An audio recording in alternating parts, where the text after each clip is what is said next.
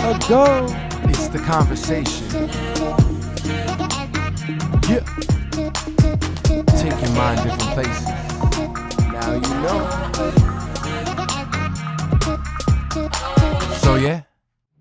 So yeah, we got Aphrodite and Marq in the crib. What's good, yo? Thank you guys for fucking coming. Let me explain to the people how we even met. Because I had a podcast before that wasn't so good. I had, no, seriously. I had a podcast that I brought people that I didn't know, which you guys are people that I don't really know, you know what I mean, into my crib, and it wasn't such a fucking good podcast. So yeah, number 10. If you go check it out, you'll see what I'm talking about. But I feel like this interaction is different based on the fact that we met each other on a creative pursuit, which was the trailer for Angel of Words, shout out Angel of Words Entertainment, movie Off the Wall. And it's cool to meet people that way, and that's why I felt like, you know what, I think we could do this podcast and we could dive deep and get to know each other and also let other people know you guys. So, off the rip, Aphrodite, Marq. We'll start off with Aphrodite and then we'll go to Marq. Why'd you choose your name? So I chose Aphrodite because it was actually my Instagram name since high school. I liked Aphrodite because she was always my favorite goddess when I learned about like mythology and stuff, but also like at the time I was on my like natural hair journey, you know, like the first couple years of my natural hair journey. So the whole Afro thing was like cute to me. Like, okay, like I'll be the goddess of love with an Afro. Like I could get with that, you know? And then after high school, I got a lot more into performing and I was like, you know, if this was to become a thing, I don't think I would want to perform as my like regular name or my government name. So what would I call myself? And it was already my Instagram name, so I looked at it one time and I was like, should I just be Aphrodite? Like, that's kind of cool. I don't know nobody else that has like a one, you know, like it was just different. So I was like, you know what? No, I like it. Then I kind of did some more research into like the symbolism of it so that I didn't choose like a controversial name, you know what I mean? And it was cool. I actually resonated with it more the more I looked into the name and like the meaning and stuff. So I just kind of stuck with it all this time. Oh yeah. That's dope. I didn't know that. That's dope, yeah. Yeah. Marq, why Marq? Even though Marq is just your name, right? Yo, yeah, it's straight like that. It's straight like that, bro. It's straight like that. Yeah. So I went through like a whole bunch of names, like a whole bunch of just like, can we curse? All right, yeah. Yeah, bro. A whole bunch of just like weird shit that didn't fit and it didn't feel like it was me. You feel me? Mm-hmm. So like I went through probably like 3 or 4 name changes before I realized I'm like, fuck it, I'm just be myself. Mm-hmm. And I felt like at that time, well, still, but usually like the best artists go by some derivative of their name or some shit like that. You feel me? So I was just like, you know what? I'm gonna be all the way me, unapologetically and shit. And I'm gonna do this. Oh, yeah. So yeah, I'm gonna stick with my real name, bro. And you're gonna get all of me, like the real me. It ain't gonna be nothing fake. It's not gonna be an alternative persona or nothing like that, man. You feel me? I resonate with that shit, OD. And my stage name is still my real name. It's Ago because my name abbreviated is Ago, Axel Jermaine Owen. You know, it's just like it just flows in that way. Yeah. You know, when do you guys feel like you found your sound? You know, we can keep on going in this rhythm in terms of like you will go first, and then you know, like whoever feels. But when do you feel like you found your sound? And when did it hit other people and you felt that? You know, like the first time you ever heard a song and you felt like goosebumps? Yeah. And you probably had that feeling too of certain songs that that you created that has given you goosebumps. Yeah. But have you had the moment where other people are getting goosebumps from your music? Yeah, you know what I'm saying? Like, I feel like it's just one song I got called Soliloquy, just because. Can you say that again? Up louder? Oh, Soliloquy, my fault. Just because like that song was so vulnerable, and you know, during my like. That part of my life, it was a whole bunch of bullshit just going on, man. It was a whole lot going on. You want to talk about it? I mean, no, okay. not really. But you know, that time period really just helped me develop into the artist that I am today. It made me realize a lot, like that I'm strong as hell, and you know that whatever I really put my mind to, even though it sounds cliche, that you really can do this, like, and I went off on that song because of that, like. wordplay, like I said, vulnerability, me just being super honest with people, man. And like to this day, I feel like that's my best song.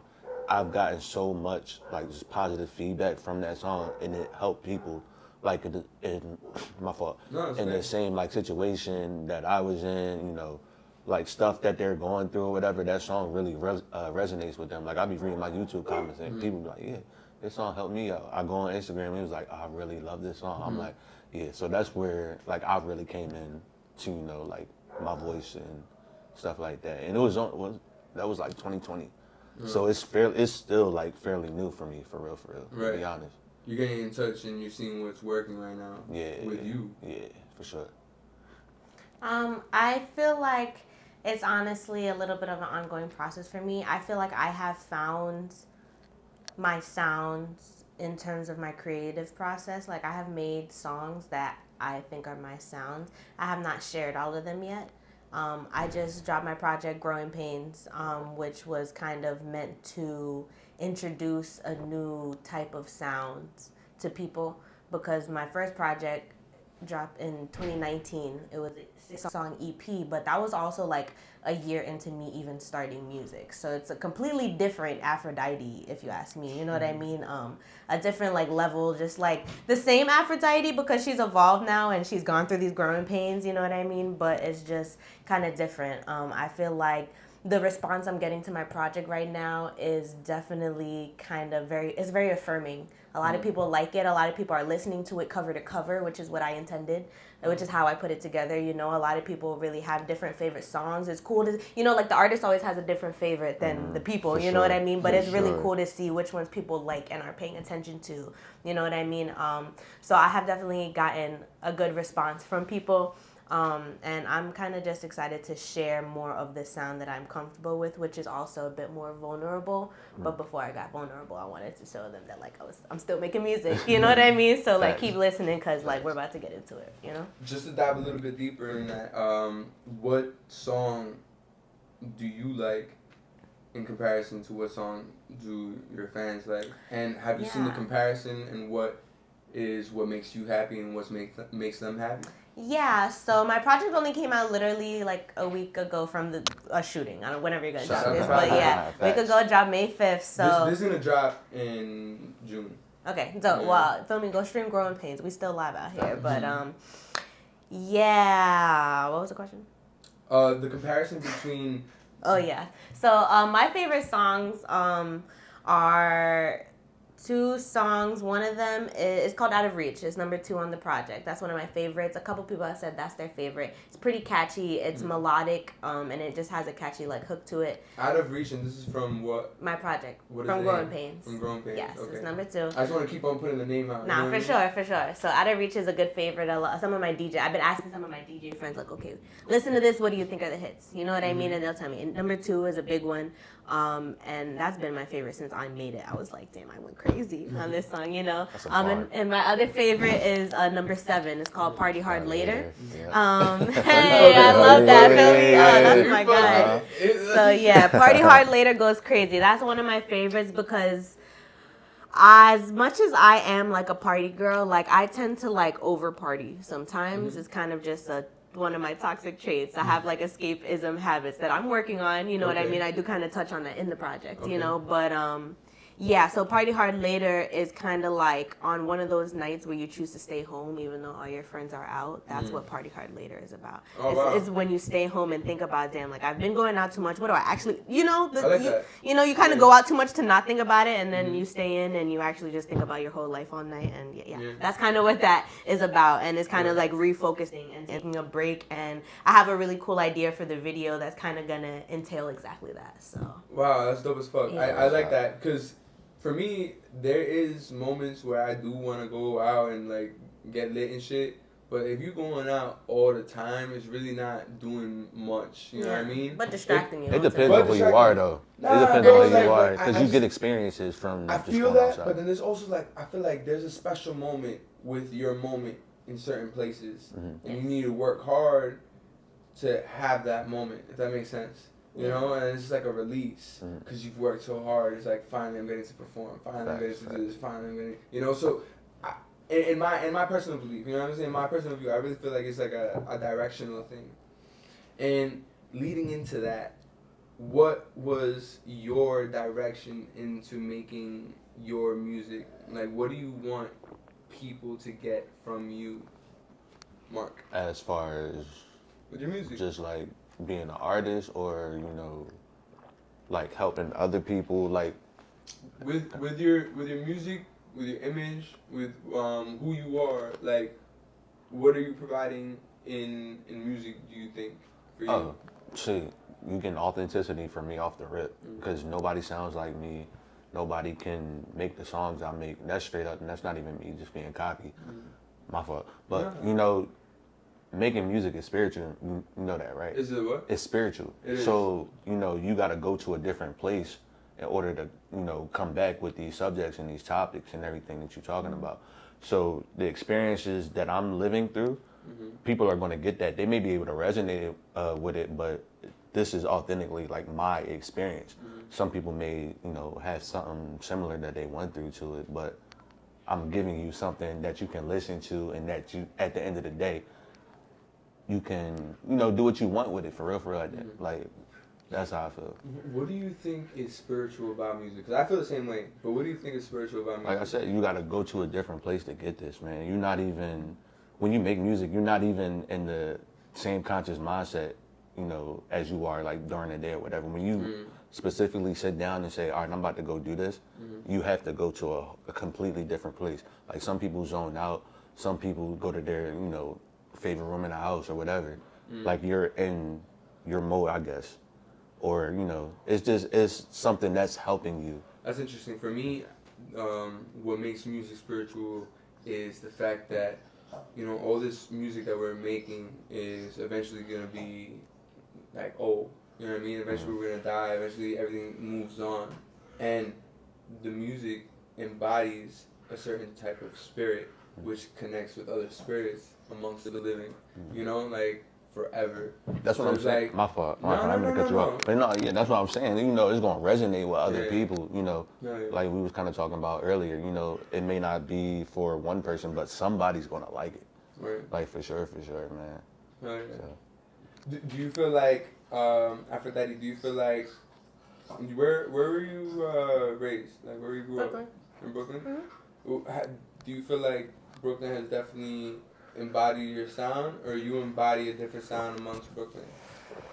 I think Brooklyn has a lot more to do with who I am, which reflects itself in the way I create or express myself when I create, more than my sound embodies Brooklyn. Like, when I create, I'm not trying to sound like Brooklyn, which people do, which is a thing, you know what I mean? Especially in the industry, like, you could go and try to sound like this or try to sound like that. I don't think that I make Brooklyn music, but I think that Brooklyn has put certain qualities in me as a person, which has made me feel a certain kind of way, which now I express it differently. I've had to express myself differently even before I was an artist. You know what I mean? Like, being in Brooklyn and maneuvering in Brooklyn and being a teenage girl in Brooklyn. Like, it's, you know, it puts a certain characteristic, I would say. Would you say some of those qualities are tied to your confidence?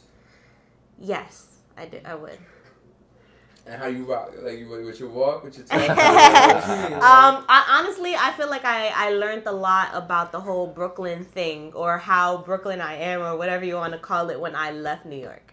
So I went to college in Philadelphia, and I spent 4 years living in Philadelphia. And that's how we met. Yeah, that's yeah. how. How'd you guys meet? Talk So- about that. Yo, that's crazy, yo. How did It was we meet? Pocket Size Passion, the release party. Oh, Yeah, yeah. and So wow, that's that's funny. crazy. That's So we met. It was 2019. That was when I first dropped my first project, Pocket Size Passion, the 6-song EP. It was dope. I was in Philadelphia when I dropped that. I was in Philadelphia when I started rapping for the first time. Like, that's where my music career kind of started. So I threw that party, and at the time, like, I was doing a lot of open mics and performing and things like that. So I had met a lot of people, and I was just like, okay, like, people fuck with me. Like, I'm gonna do an event, because I didn't even think I was gonna be making music. Now I did 6 songs. I'm putting it out. Like, everyone come, let's party, you know? So I did that, and like honestly, 100 people came through, and my vendors sold out. A lady came off the street talking about, "Do you have CDs?" I'm like, "Yo, what is going on?" Like it was lit for me. That's where you guys met? Yes, and that's where we met. He pulled up, so we went since then, and we kind of just been linking up since then, here and there, different shows, his show, my show, like. My homie, he because I didn't know about it at first, but my homie. That's why I'm like, it wasn't you that I knew. I knew one of your friends. My homie Julian, he had texted the group chat. He was like, he had texted the group chat. He was like, "Yo, what y'all doing tonight?" I was like, "I ain't doing nothing, bro." He was like, "All right, let's get the game together." We go to this girl I know. Her name's Aphrodite. She's having a release party. I'm like, "All right, cool, bet." We all went out, showed up and everything. Yo, that joint, when I say that joint was lit, like it was so many people. I got a recap up on YouTube. Y'all can check out. Yo, what you got in? It was so many people in there. The recap. So the recap is the Pocket Size Passion release party in 2019. If you just search my YouTube, it'll come up. I have all my recaps on there. Got the first one because it's funny. It's funny you mentioned that because on my YouTube. Shout out your YouTube. Aphrodite is just Aphrodite with an F. Afrodite 47, I believe is my @ on YouTube. So check that out. And it's funny you say that because you just reminded me of the whole thing. Like it all just came back. But yeah, it's funny he says it because the friend that did know me, who brought them, he was a poet. And I knew him through poetry because before I was Aphrodite, I was a poet. You know what I mean? And I did poetry, and then I decided, like, okay, like, I'm going to perform a song I did for the first time, you know? And that's kind of how it all started, accidentally. You know what I mean? Yeah. Which was cool. And then they pulled up. I met him, who is kind of the only one I'm still cool with right now. And then his other friend, other friend did a whole recap that I posted on YouTube. So it's just crazy. Yeah. How it all just... How things work out. Things link up as it should. Yeah. You know? Like, I was thinking about that, today. You know, he had a lot of people, he hit up a lot of people to come through, but it was only us and the other people that came through. Who showed up, right? You gotta think about it. People complain a lot about the opportunities they don't have, but they don't initiate to create them. They don't understand the minimalistic steps it might take to create an opportunity. But when was the first opportunity that was given to you, you know, minuscule or big, whatever we talk about, you know, whatever. Think on that. Think about it. That was appreciative to you. Like, you appreciated the moment. You appreciated the venue. Honestly, the people, the first reaffirming thing, like the first moment where I felt like, wow, you know, I would say was my release party. That first release party was the first time. So I have this thing. When I went to college, I started this thing with myself where I was just kind of going to take more risks and do more things and just try stuff. And performing and like art and stuff was something I already enjoyed. And I didn't think I would be doing music, but I said, why not? I didn't think I would perform in random streets in Philadelphia, but I said, why not? You know what I mean? I didn't think I was going to make friends off of campus, but I went to a local bar and said, why not? Mm-hmm. And so to me, for me to do something just 'cause, and for 100 people to come through and support that was wild to me. To the point where I did the songs and they cheered me on for an encore. Like, I'm like, yo, I'm some girl from Brooklyn in the middle of Philadelphia right now, and these people are asking me for an encore. Like, this is crazy. It could be just because I'm their friend. It could be just, I don't even know. You know, they could be gassing me right now. It doesn't matter. Like, it's mad people right now supporting me here because of me and they met because of me. That's also how I ended up starting my events company, because I like to bring people together, you know, because I'm a people person. I want to put a pin on that only because we didn't get to we spoke a little bit about where you're from. I want to get a little bit onto where you're from. Mm-hmm. Where in Philly are you from? So I'm from South Philly, 18th Street, 8-Ball, rep that. Okay. But how was it growing up there? I'm sure you've been out here a few times, right? You've been into New York, right? Probably like, if I can count, probably like 10 times so far. Okay, so out of that experience, what would you say to my viewers who are probably mostly from New York, the differences between growing up and living in Philly and what you see in New York? To be honest, I'm cool. There's not too many differences, to be honest. I think there's a lot more parallels than there are differences. You know, just going through the neighborhoods, seeing how the hood is, then seeing how artistic people can be in both areas is like Philly and New York, like really like are almost the same place. Like I call them cousins, because it's really a lot of the same things that go on. So yeah, like it's super close. Like it's super close. How has Philly affected your music? Yo, it's taught me to be brutally honest. It's taught me that, you know, people are going to support you, but you know, you really got to go out there and put the work in for it. Right. Like Philly has this bad rep for saying, you know, people don't support you there. People don't support you there. But it's not that. You really got to put the work ethic in and be visible to these people in order for them to support you. It's not like they're just not supporting you just because they don't know you. Yeah. You feel me? And that's with anywhere, to be honest. But, you know, I spent the majority of my life in Philadelphia, so. But let me ask you, sorry to cut you off. What's up, man? Have you had the feeling that she has had in Philly, in New York? Have you ever performed in New York? As far as, like, I'm that guy? You could count it as that, Uh-huh. or more so just connection with the people for real. You know what I mean? Like with your music. Like have you like, performed out here much? Yeah, not? actually, it was wild. It was last year at Photo Genza. What was it? 4 maybe? Five, One. It was one of the numbers. But yeah, that I've always felt like I had more love out here, to be honest. But Interesting. that was the moment where I was like, yo, I really have like a lot of love out here. Right. You know, of course she was there too. So like it was even better in that aspect. So that's the point where I definitely want to tap into. There is a feeling people get when they are in a different place. Mhm. And there's a different feeling that people receive from a foreigner. You know what I mean? Even though they're not technically from that place. Kind of goes back to the conversation that we were having earlier with the guys talking about how like people around, people that know you don't fuck with you, but the people that like don't know you fuck with you more. Facts. And you could give as much energy and you could give as much of your work to the people around you, but it typically doesn't happen in that order. I feel like it really does happen in the sense that people outside the barriers that you are in get to know you more than the people within your barriers. It was like that for sure. Would you say that about yourself? That I don't like rephrase that. That I'm more myself with outsiders, with people that are not from where I'm from. Right. You caught it. Because I do understand your question. Yes and no.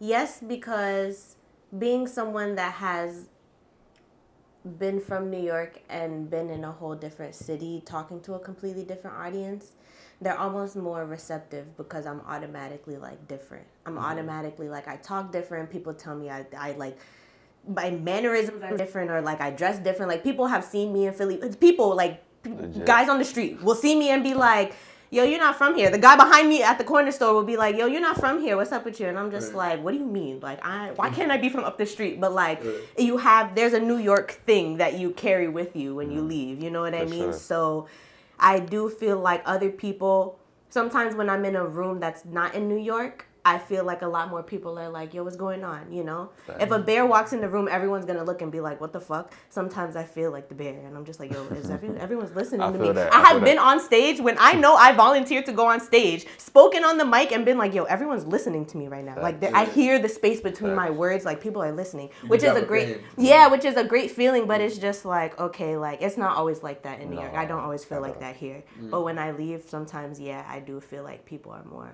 receptive sometimes, you know? Hell yeah. And I don't get that because, you know, like, I feel like you carry the same energy everywhere you go. I agree. So it's just like, it's wild just because I feel like energy is a big thing when it comes to, you know, being in front of people because that's a scary thing, to be honest. I feel like when you're here, it's like... Wait, sorry. Okay. I want you to keep on going on that. The scary feeling, like... I mean, like, I think the biggest fear in America is like public speaking or something like that. At the end of the day, every artist is a public speaker in some form. So, you know, we all have our maybe like insecurities or our little fears and stuff like that. But you get on stage and there's 1,000 eyes watching you, 1,000,000 eyes watching you. So you're in that moment, you feel like you want to be perfect. You don't want to do anything wrong. Because if you do something wrong, they're going to catch it. Right. And then they're going to judge you for it. That's how I feel, to be honest. That's an interesting notion that you bring up. Tell me if you had a similar experience, but you have that feeling up until the point where you're just like, whoa, I need to let go. And then it comes out so relaxed. Then it comes out you. Have you had that? Yeah, it was. And that happens on stage. I'm about to say, no, you was there for one of my moments, yo. Really? I was. We performed at like an art gallery, probably like I think this was 2020, right before COVID. Yes. Yeah. I do remember. So that. yo. Yeah. I went up there and I was going to do like some spoken word. I'm not a spoken word type dude at all, yo. But I had these poems. I was like, why not? I'm gonna just go do them. Why not? Went up there, butchered it. I couldn't even finish like the poems, yo. Like I was like, oh my gosh, forgot it. But then I went into the song I had, and, you know, I ripped that. And, you know, of course, Aphrodite was there. Like, she was, like, cheering me on. Like, I peeped it. Like, I got the love. Yeah. Like, so that kind of, like, made me forget about, you know, the events prior and stuff like that. You feel me? So, yeah. And sometimes I feel like those moments need to happen, too, though. For sure. You need to feel that. For sure. Absolutely. That awkward, oh, fuck, what am I doing? Facts. You gotta fumble it before you learn to handle it. Facts. You know, like you're gonna fumble the moment before you learn to mess up and pick it back up. You know what I mean? Like now I can mess up and just keep going, but before I used to mess up and like stop. You know what I mean? That's not what you're supposed to do. Yeah, no, you can't do that at all. I got these questions, right, that I don't ask to everybody. Maybe you'll catch 1 or 2 episodes that I've asked somebody. But it's interesting. They're like psychological questions that don't really like seem like they're dealing with much. But what is your favorite color? Green. Blue. Why green? I get this like happy feeling just going from green. Like just looking at it, yeah, man. Like I'm cool. I'm peaceful. I'm at a vibe. And you know, before we got all these different colors of money, it was the color of money. Like that's what it was for me. But when you look at green, it's so tranquil. It represents growth. Like it's a whole lot of things that you can just get just from looking at it. Yo.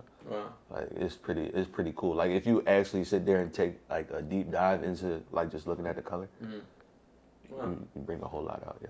Hell yeah. For sure. Why blue? I like blue because it has range. I like blue because I enjoy all shades of blue, and I feel like blue has the range to be calm. It has the range to be nice and beautiful and bright and light blue like the sky. And it has the range to be dark blue and ominous and vast and endless like the ocean. And it can be navy blue, and it could be the depths of the ocean and confusing and lost and like deep but just kind of full, you know, like the feeling of what you would feel like at the ocean with like pressure on your chest, you know. That's what dark blue feels like to me, you know. Like blue has the range, and it can be deep and it can be shallow and it can be light and it can be dark and it can be heavy and it can be light. Interesting. Yeah. Okay, what is your favorite animal? So, don't judge me. I like snakes. Okay, why snakes? Snakes. They're just red flag. Yeah, red man. Flag. No, see, and that's the thing. You know, I think people always like, you know, misjudge snakes, and like snakes aren't bad. They are misunderstood. For sure. Super sure. Like for sure. Snakes. I feel like people who read the story of what's in the Bible, the Adam and Eve. Adam and Eve or whatever. And snakes are always they always have a bad reputation. But no, leave a snake alone. It won't do anything to you, bro. And snakes are super intelligent. Like they're one of the smartest creatures in the world. Wow. Like so. You fuck with the real Tarzan? No. Oh, okay. No, but yeah, like just being around like snakes, man, it helps you kind of understand, like, you know, certain things that they may go through, like shedding, for example. Like a snake has to shed its skin in order to get bigger. In life, in order to get bigger, you gotta let go of certain things and just grow from that. You feel me? So that's what, seriously, man. Seriously, like snakes are marvelous animals, man. Wow. And when you compare them to, you know, like humans and stuff like that, we're really similar. Legit. Very true. I like felines, cats, all cats. All cats. Yes, I like felines because, once again, felines in general, there are so many different types. Like, if you think of, there's felines that can live on any territory, right? You got lions, you got house cats, you got mountain cats, you got like lynxes and stuff, and all the snow cats. Like, you got a lot of different cats. You know what I mean? Cats are associated with royalty. Cats are associated with divinity and intuition. Cats are associated with. I like how female cats and felines, and when you think of a female lion, like, they're very territorial and protective and loving. And lions are also misunderstood. And you know, look at other people that play with tigers and play with stuff like that. You know what I mean? Like, they're still cute and they're still fun, but they're protective and they can be vicious. But they're so beautiful and suave and dangerous and intimidating. But like, you know, like, I would, if I was an animal, I would want to be like a puma or something. Like, I love felines. Fucking Doja Cat. Of course I do. I love Doja Cat too. She's great. Like, people, she gets way more hate than she deserves. Yeah, for but sure. I don't want to talk about her. All right. So, what's the first thing you do at a beach? Take off my clothes. Okay. You know, like, get undressed. Drop everything, get undressed. Lay in the sun. Okay, so you want to chill in the sun. You're gonna chill out for a bit. I'm a sunbathe. You're gonna sunbathe. Like a lizard. Are you gonna go to the water at all or not really? Yeah, after I get too hot. Oh, okay. All right. First thing I'm gonna do, I'm gonna definitely go to the boardwalk. Okay. See what's poppin', yeah. I'm gonna see what's poppin'. I'm gonna see what's going on, and then I'm gonna go to the beach. Cause honestly, I don't even like going to the beach during the day. I like going at night. Okay. You know, cause it's less people. Yeah, and That's true. It is a vibe. Yeah. But I be trying to tan, so we gotta go during the day and then come back. Yeah, no, I'm too dark already. Are you gonna go to the water at all or not? Oh no, I can't swim. You can't swim? No, bro. You can still So go. you won't go to the water? I can put my feet in it, but I'm not. I'm Most not about but to. the ocean sometimes, like, you can go and stand Just in it float. and just, like, it'll be like. Because it's salt. I guess, but no, Yeah. I ain't doing that yet. Not yet. Once I get my I'm So going this is the last Swimming question in skills this down. whole thing.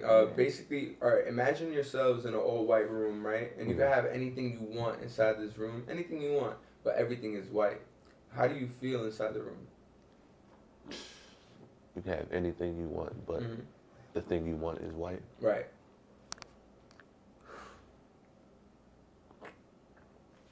Yeah, Take time. that definitely takes some thought. I have a question. Do I get to come out of the room Yo, with I this had a object? question too. I'm like, yo, I need more context. Always people like you guys. I like this There's always question, but people yeah, like I need you to guys. know. But that is not the question. Like, am I the stuck in question this is room for a not long whether you time? locked in there or not, and it's funny because I said the same shit. Alright, I'm not making fun of y'all. I said the same shit. But listen, the question is, how do you feel in the room? Nothing else. You're in an all-white room. You can have anything you want inside the room, but everything is white. How do you feel inside the room? I feel like even with that object, I'm just still in the all-white room. Like, I can't appreciate the object as much as I would want to, just because it's kind of blending in with the surroundings. Like, so I still feel like, all right, I'm just in this room. Am I by myself? It's just you in the room. Just me and the object? Object, whatever you want inside the room. But everything is white. Yeah, I feel like I feel like white makes me feel clean, so I would feel kind of clean, you know, white table, like everything white, you know. But I'm thinking of like everything white, like I can only eat white food. Like, what if I have to watch, this is where my mind is going, right? Like, what if I have to watch TV and get white, you know? And like, what if I could not have like books with ink in it? I have to have all white books. Like, how would I feel if everything was white, you know? And like, no color, it just feels, there's so many ways you could, you know, like it's kind of just like, I feel like Unwritten, you know the song Unwritten? The grass is still unwritten. Oh, wait, yeah, I do. Yeah. Yeah, but it's like I feel unwritten, and that can feel that is so up to interpretation. You know what I mean? Because it's like that can lead to so many possibilities. But it's like if I could be in a white room, if I was stuck in a white room and I didn't have any like crayon to like draw on the wall, and I just had to all, you know, you have a crayon, it's just white. It's just, like it's legit. That's depressing too, Yo, but seriously. yeah, you know. So it's just like, I don't know, lost. Like it makes me think of camouflage. Yeah. It makes me think of invisible ink. It makes me think of like translucence. It makes me think of blurriness. You know, it makes me think of mist. Like white is just so spooky, almost. You know. Okay, so the first question, right, was about the color. You chose green. You chose blue. You chose green because it was like, you know, it gives you a really happy feeling. There's depths to green. You know, it's not just about money. There's growth, and it has these complexities that make you feel like there's something deeper and more happy and nurturing within the color green. You chose blue because of the range, right? Because it could be shallow, it could be deep, it could be all these things, and it's okay. You can just put it back. The color represents how you look at yourself. So, you know, you see the ranges within you. You know, you see the ranges within you, within your dynamics, within how you feel about certain people in relationships and all these things in society. And you see the growth in you. You admire the complexities and inspirations that are combined within your own soul, and you lead that to grow. That's you know, crazy. The animal represents how other people look at you. So you're a cat like that has that's wild. a range of This like, blew my mind, dog. so it's interesting, right? So like basically like the cat for me and what you said especially was that the cat could be anywhere. In all different ecosystems. You could find yourself anywhere in all different ecosystems. Still be within and find your way, you know? And you said was I'm having a brain fart right now. The beach? No. The animal. Okay. What the fuck animal? A snake. A snake, right. Thank you. And you said I like what you said about the snake because especially the interpretation of shedding.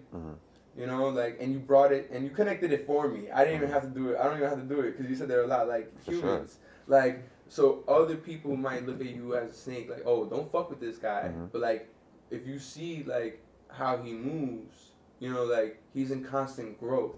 He's in constant just like wanting to grow and find his way. Oh, wow. You know what I mean? Like, and that's something to respect. The beach represents how quick you are to jump into things. Both of you are not the type to really just want to just jump into things.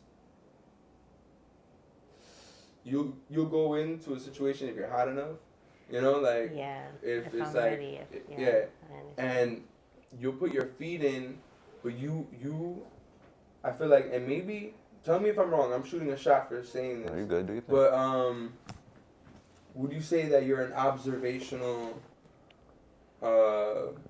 person?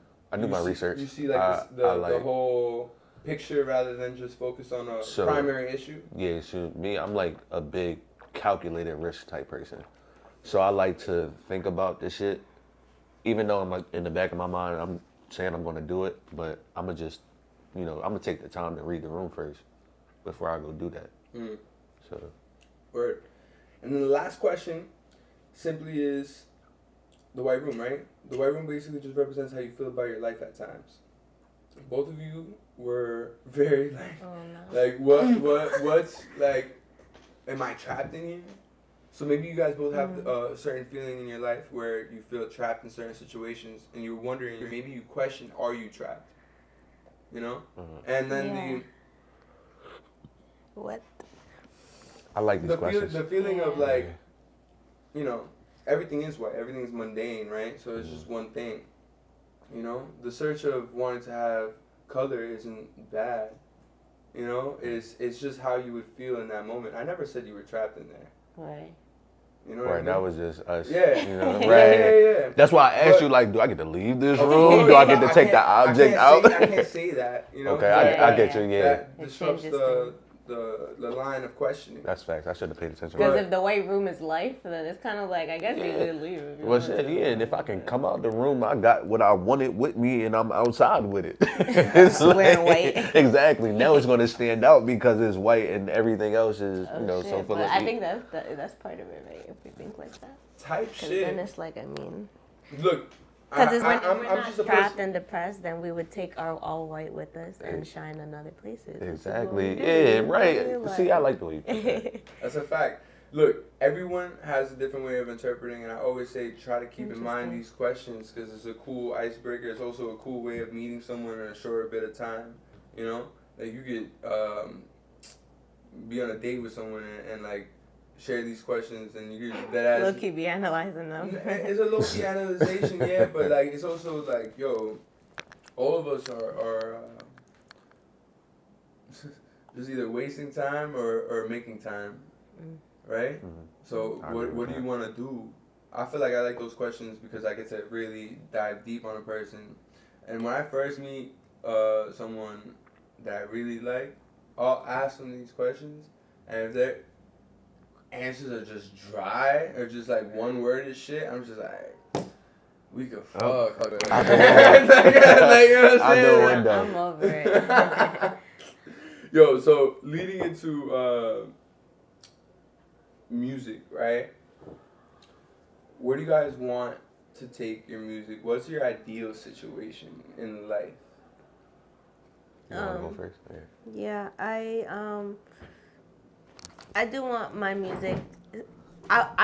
So I always say that I do want like my music to be popular, and I do. It's not so much about being famous as a person, but it's about if I can make music that resonates with thousands and hundreds of thousands and like millions of people, then like that's good. That's not to say that I did it right. That's not to say that my job is done. That's not to say any of that, but it just means that like I have gotten my craft to a point where I was performing in basements to the point where hundreds and thousands of people are hearing me, to the point where like it's resonating with people in different places. Like I want to travel and perform. Like I would, and somebody asked me recently, like, what's one thing, if you could do one thing and still enjoy it, whether you get paid or not, and just do that, what would be that one thing that you would like enjoy doing? Mm-hmm.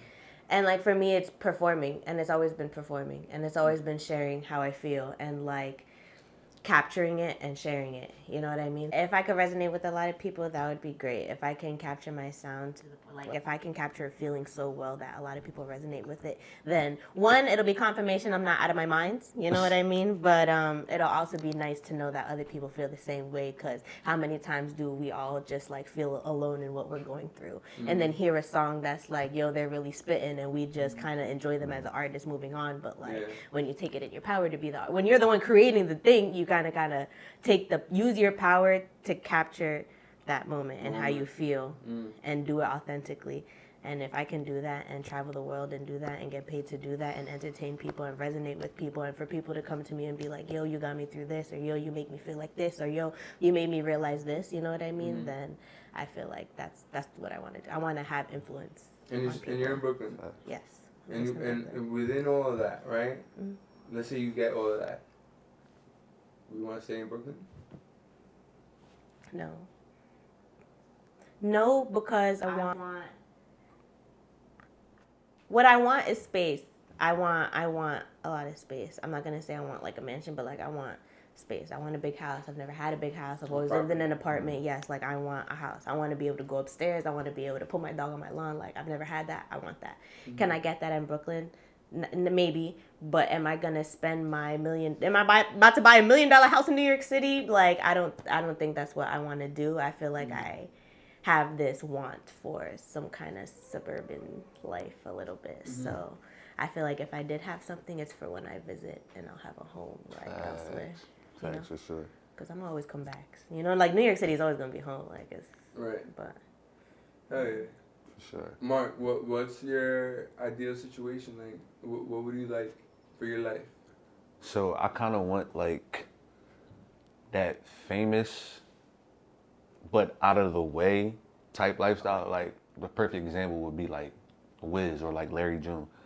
These are like super huge artists, but you don't really see them. You don't hear them too much. Like they're not always involved in shit. You feel me? Like they're kind of like tucked away until they drop something.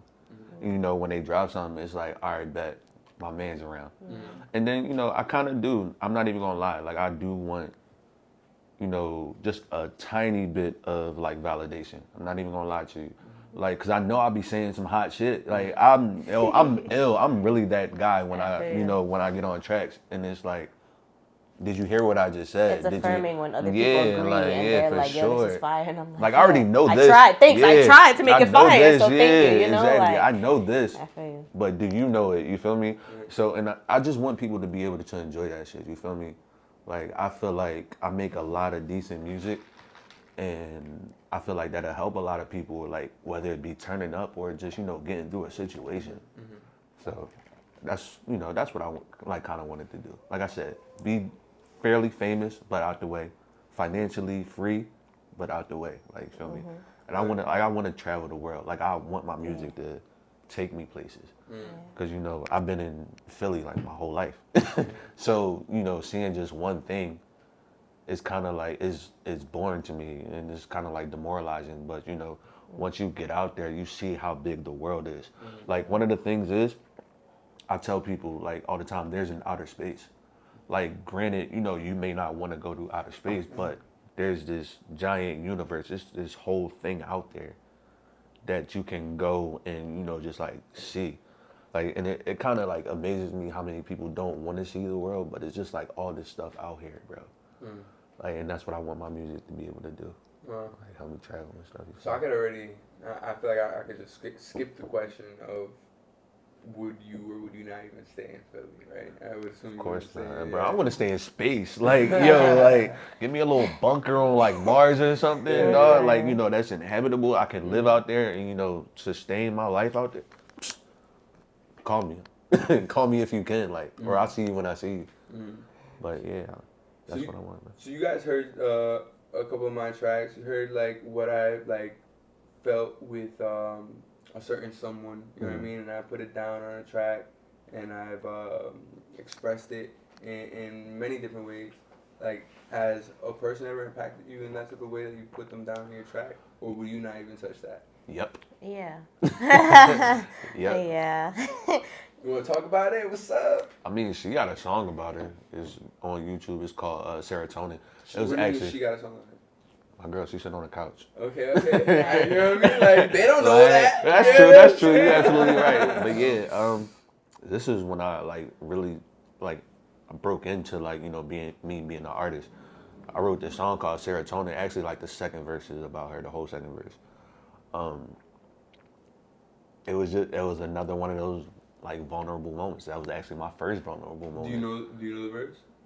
Probably not right now. I couldn't say it like word for word, not right now, but that's definitely one of my my more well-written verses, if that makes any sense. Like, it was so deep and honest, and, you know, it was a whole lot of love in it. So it came out to be damn near perfect. Nice. So yeah, definitely she influenced the hell out of me for that. Would you say it was easy or hard to make? That song was easy because, you know, I just talked about how we met. But I think when it comes to talking about something you love or someone you love, it's really going to be easy because you know that.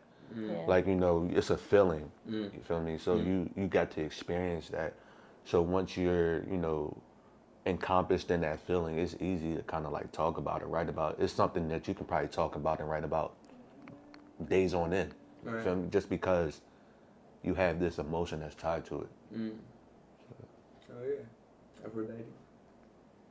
I have written songs about people before. I feel like I have written songs about pain related to love. I feel like I have a song about how I did someone wrong. That was about a person. I have a song on my project, Growing Pains, called Love Jones. That's kind of a love song that was about a different person, but it was about someone I had feelings for. And that was like my first deliberate attempt to kind of write an actual love song. So that was cool. It was just I gotta love Jones, you know what I mean? I have another song that I wrote about someone I was dealing with. That was a good one. That was a great song. What makes it great to you? It's great because it it's intimate. It's an intimate song. It's about, I genuinely wrote it with someone in mind, and I felt like at the time it was a very warm feeling, so it came out warm, you know. And I wanted to get this song done so bad that I recorded it on my GarageBand with my headphone, with my Apple headphone, my Wire Apple headphone, and I sat and I recorded it and I layered it and I got my draft in my GarageBand, and it was just always like such a vibe and a part of myself I don't show often. You know what I mean? So it was cool. Then I got a couple other sad songs about how I got left. Shit happens, right? Yeah. Yo, I know you guys wanted to talk about this because you were saying it before, but when did the importance of, you know, owning your masters and understanding licensing and understanding what makes you as an artist navigate this world? You know, whoever wants to.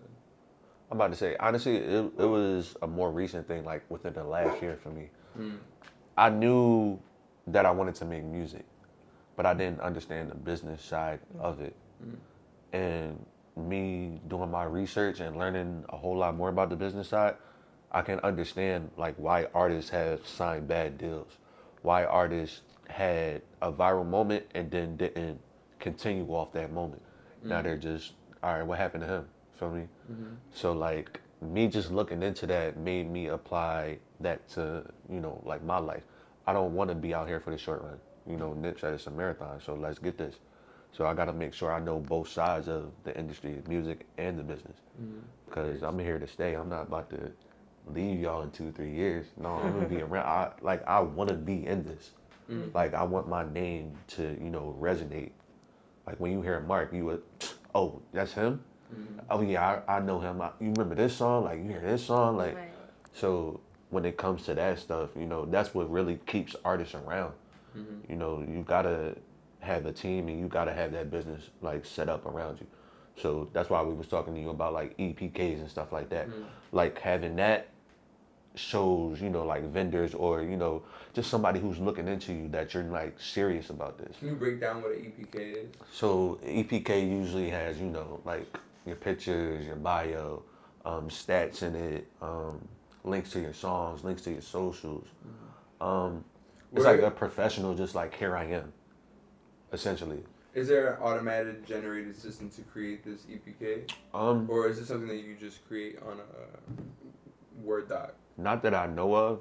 There might be some kind of like app or something in today's like world that might allow you to like have a template and you just input things into it and you build your EPK. But I built mine from scratch. I use Canva and I use Microsoft Word. Dope. Yeah, so any of those apps, you can just create it. You can just insert pictures and then you already got your social links. Right. It's really that simple. Like it's not hard work at all. I want to get a little bit back, and we'll get to you because I really want to know your opinion on it. But I want to know, because you brought it up, would you take, not that you brought up this, but you brought up deals. Would you take a deal or would you rather stay independent? That's a hard question for me just because. What deal would be acceptable for you? I need full creative control. I need to own my masters, all my publishing. That's really it for me right now. Like I need to be able to work with myself without any outside interference.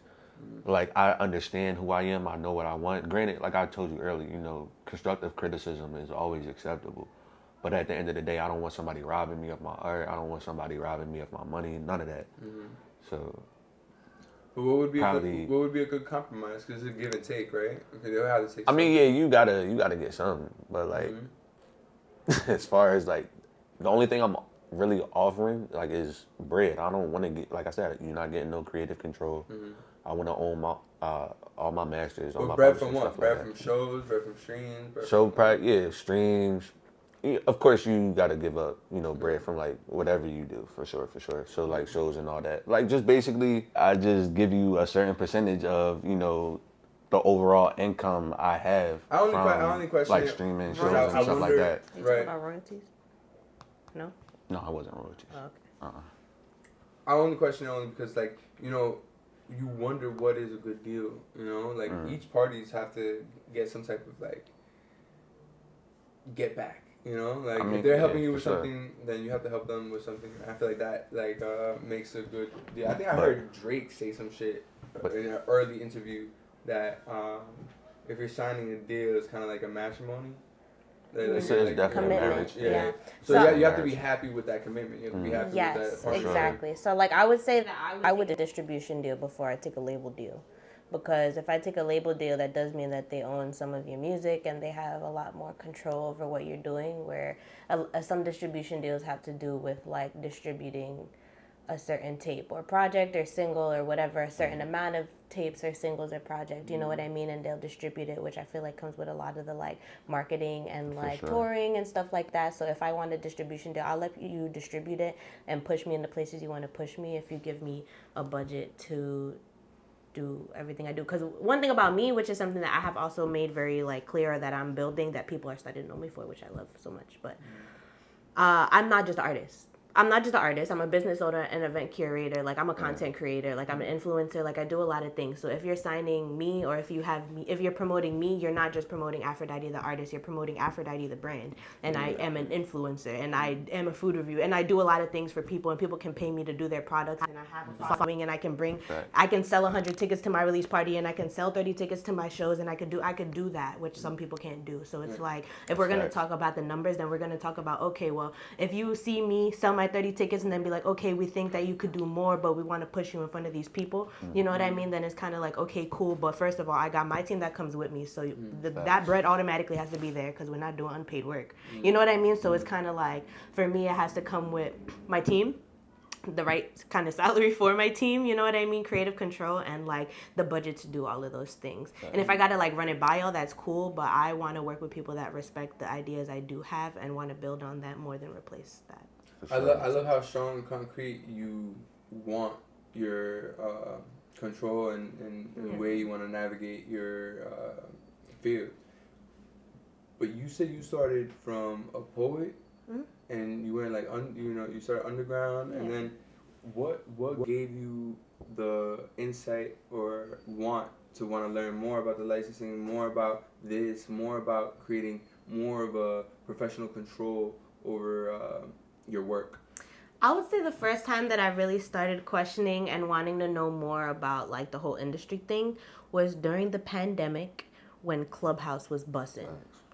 Clubhouse, honestly, was lit during the pandemic, yeah. For creatives, Clubhouse is where you needed to be. Nice. There are connections I am still profiting monetarily off of from Clubhouse. Wow. You know what I mean? And it's like, that was the first time you got to like be and listen in on conversations with these industry professionals that were dropping gems for free. You know what I mean? And they were just in there. They were doing music reviews. They were doing this. DJs that are touring, that are this DJ, her, you know, all these famous people are like doing music reviews and telling you it's not a hit because of this, and telling you need this, and like, and it was like, of course, we got bored with it because that was the only form of entertainment at the time, you know what I mean? But it was so powerful, you know? And I think that was the first time that I really was like, I need a what? Like, who's not going to take me seriously because what? Like, why isn't the radio about to play my song? Like, wait, did I even talk to my producer about this? Wait, have I even created a radio version? Wait, do I have a performance track? You know, like, that was the first time when it's like they were talking about all these things that you didn't really think about. And, you know, and I was like, okay,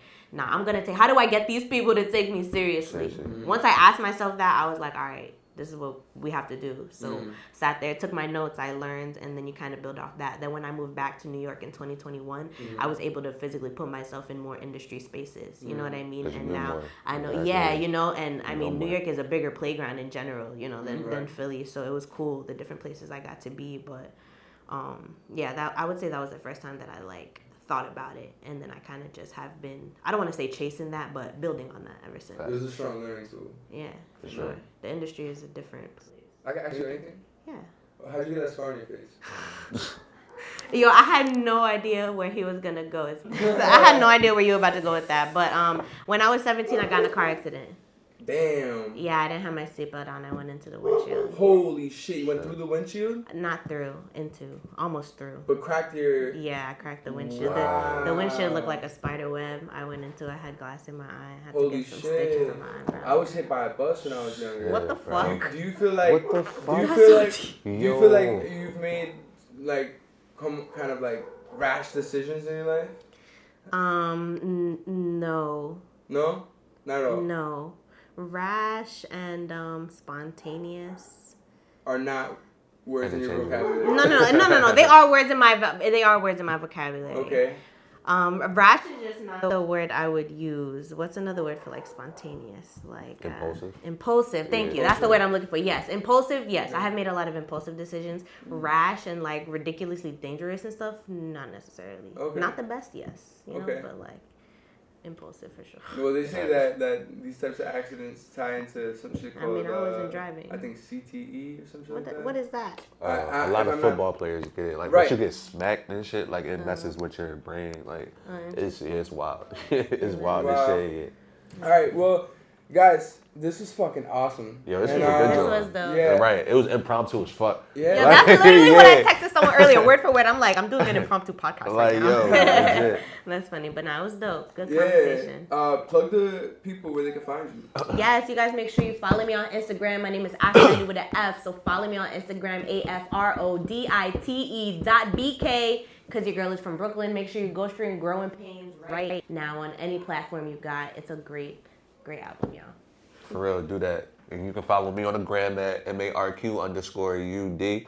Every other day is out now. Go stream that. The video is also out now on YouTube. All my links are in my bio, so you get to access my TikTok, my Twitter, Snapchat. Everything is in my Instagram. So follow my Instagram for all the updates, all, you know, what I'm coming out with, just to get in tune with me and lock in with me. Sure. So, yeah. It's the conversation. Yeah. Take your mind different places. Now you know. So yeah.